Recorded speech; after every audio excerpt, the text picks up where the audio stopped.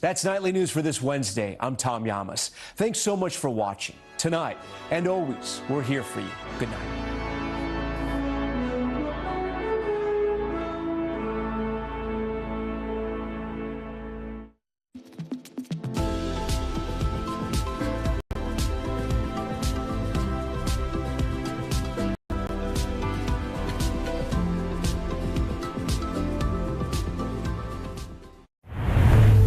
KUAM TV8, first on Guam. KUAM News headlines are presented by Calvo's Insurance, protecting Micronesia for 85 years. Matson and the Adai Itano program. Apply at matson.com and McDonald's of Guam. I'm loving it.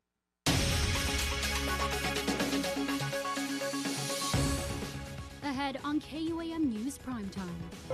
I'm Nevaeh Anderson, and today the community gathers at the Chagui'an Memorial to honor and remember the lives lost here during World War II. One local charter school is hoping to make the now decommissioned Chief Brody campus its new home. But education officials are raising concerns and weighing the legal path forward. More on this tonight.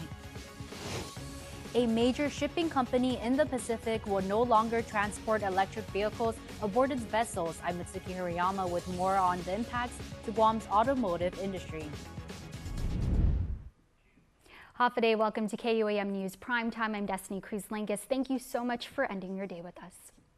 It's a battle for balance as Senator Tello Taitigui proposes a key amendment to the business privilege tax rollback bill, one that would maintain the 5% tax rate for military defense contractors while reducing it to 4% for the rest of the island's private sector.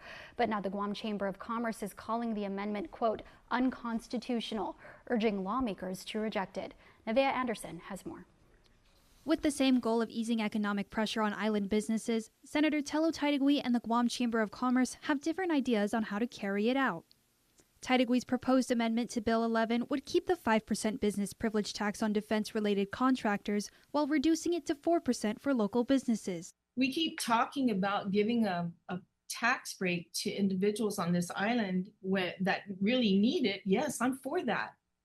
But not for people who have not had those struggles that are making hundreds of millions of dollars on contracts.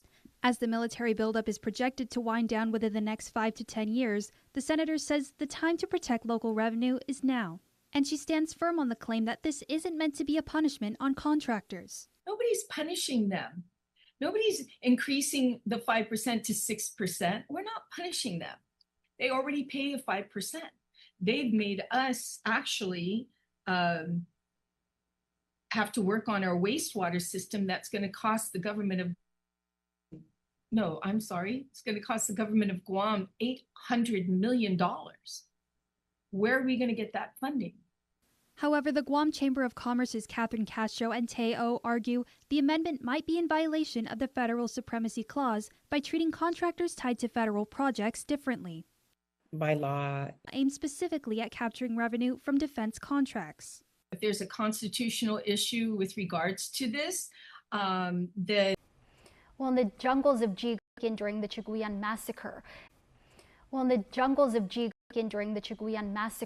And whose names continue to carve out Guam's path of peace. Nevaeh Anderson. The Japanese North is the continued remembrance of this tragedy. Ensures that we get closer to restoring what dignity we can to the men from which it was brutally taken. Remembering the men of Chagui'an and keeping alive their memory is a form of resistance.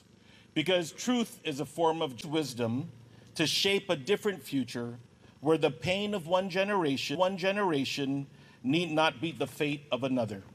Master storyteller and Chamorro language. Why? This was the age-old question, for they were forever gone. Goodbye, my brothers. Goodbye, my friends. We will meet again. The Timoning campus after my number one question, the payment. Other members echoing the concern, mindful of GDOE's financial challenges. Pushing back, CFA attorney Mike Phillips, insisting the charter school doesn't owe any back rent. So I expressed to the members of the board, because that was, a big concern. You don't pay rent.